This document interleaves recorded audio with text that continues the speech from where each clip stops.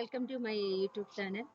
എൻ്റെ ഈ ചാനൽ കാണുന്ന ബിന്ദുസ് വേൾഡ്, എൻ്റെ ഈ ചാനൽ കാണുന്ന എല്ലാവരും ലൈക്ക് ചെയ്യാനും സബ്സ്ക്രൈബ് ചെയ്യാനും കമൻറ്റ് ചെയ്യാനും ബെൽ ബട്ടൺ അമർത്താനും മറക്കരുത്.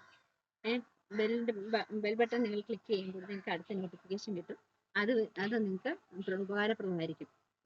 ഞാനിപ്പോൾ ചെയ്യാൻ പോകുന്ന ഒരു പച്ചക്കറി കൃഷിയാണ്. പച്ചക്കറി കൃഷി നമ്മൾ ഏറ്റവും കൂടുതൽ ചെയ്യുന്നത് പച്ചമുളകാണ്. പച്ചമുളക് കൃഷിയാണ്. ഇതിനകത്ത് നമ്മൾ ആദ്യമായിട്ട് പോട്ടിംഗ് മിശ്രിതമൊക്കെ നിറച്ച് നല്ല വൃത്തിയായ ഒരു ഇതിനകത്താണ് വെച്ചിരിക്കുന്നത്, പോട്ടിനകത്താണ് വെച്ചിരിക്കുന്നത്. ഈ പോട്ടിനകത്തോട്ട് നമ്മൾ മണ്ണും വളവും എല്ലാം നിറച്ചതിന് ശേഷം പച്ചമുളക് തൈ നട്ടു കൊടുത്തിരിക്കുകയാണ്. ഇപ്പം നട്ടതാണേ ഈ പച്ചമുളക് തൈ. ഇപ്പം ഇഷ്ടംപോലെ പച്ചമുളക് തൈ നട്ടിട്ടുണ്ട്.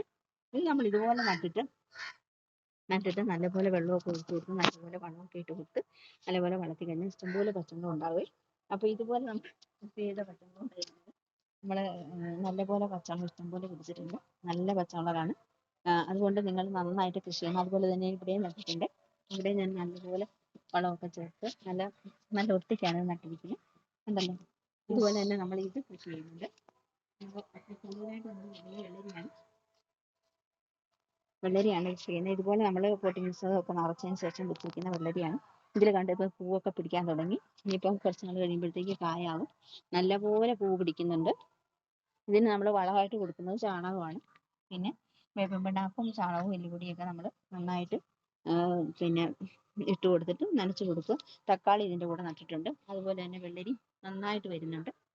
അപ്പോൾ അതുകൊണ്ട് നിങ്ങളും ഇതുപോലെ കൃഷി ചെയ്തിട്ട് നിങ്ങൾക്ക് ഈ വീഡിയോ ഇഷ്ടപ്പെട്ടാൽ ലൈക്ക് ചെയ്യാൻ മറക്കരുത്. നമസ്കാരം.